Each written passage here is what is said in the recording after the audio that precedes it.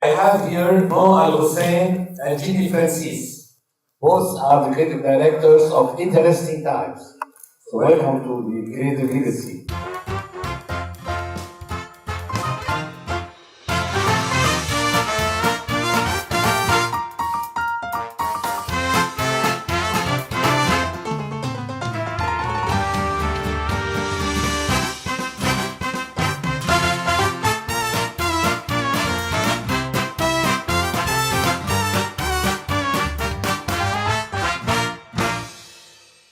What do you consider is the role of advertising in the 21st century? Well, that's an interesting question, to tell you the truth, because to me, you can tell a lot about society where they're at by just looking at the level of communication and advertising, how they talk to the common man.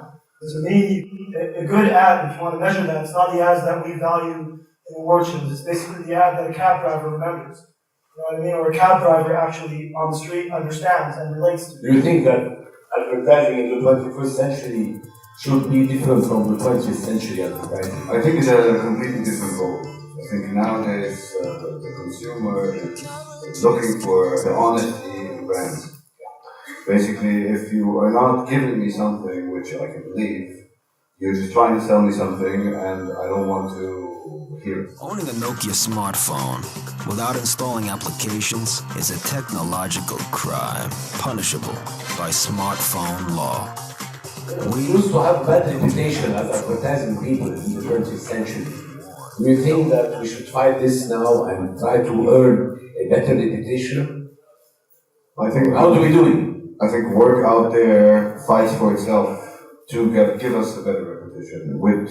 If we do social responsible work, or if you give something back to the people, and not only try to have it in their face. I don't think advertisers are the bad guys. I mean, advertising agencies. I think brands are the bad people in the sense where the multinational corporations will all they think about is money. You know what I mean? And that's what people don't understand. I mean, we're the middleman here, but they will always be. You're not selling your own product. Maybe you could push brands to change their attitude. Well, this is a fight we go through every day. Multinationals are changing their attitude nowadays. They're doing it because they have to. I mean, that's why. Otherwise, they know they're not going to survive anymore. People are calling them out into the spotlight. I mean, not a single brand today can survive. While people will just point you out, you are doing something bad. Would you define creative excellence by benchmarking it to what you do to people? In the way they change their behavior, in the way they have a better life. I don't believe that we're here to change society in advertising. We're here to entertain and we're here to give them easy access to stuff they would like to see.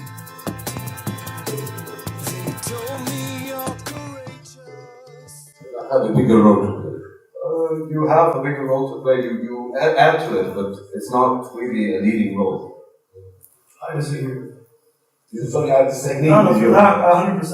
I mean, the only reason I'm in this business is because I want to do something bigger than this. I mean, kill me right now if you want to tell me all I'm good for is to sell diapers. I wouldn't want to. So how would you define creative excellence? The only way you call it excellence is if actually it reaches people and changes something genuine in their behavior. It doesn't trick them into changing something, or it sends a positive message and it does a better good. You know what I mean? And this is when something is creative and it's excellent because it's worldly. These are usually top worldwide ideas. And I referenced one good example, which is the tap water project, because it really was such a simple idea. I don't know if you're familiar with it. In the States, you don't pay for tap water, and you get it for free in a restaurant. And they just did the tap water project where they would sell you a glass of tap water for $1. And you would pay because this $1 would actually buy 10 gallons of water in Africa for kids. I mean, such a simple idea that went global. Absolutely. So you do believe that creative excellence can be related to improving people's lives? It is, otherwise it's not creative. Well, thank you. Very good. That's good. And do you question the future of the advertising industry? Change is the only constant for this industry, and it's a matter of fact.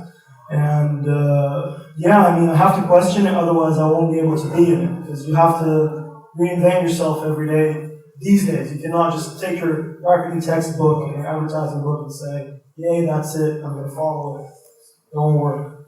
And do you have a vision about how our industry is going to evolve? I think the audience will have a major part in it, and it's already starting to show. I think we will only be the agitators or the middleman, which we've always been. But right now, I mean, we'd be setting up interesting platforms for brands to engage with their audience. How do you define happiness and creativity? I think it's this, and it's if something is done to perfection, because which is something you end up in this, especially in this industry, you end up cutting each corner of an idea until you're left with something where you're just not happy.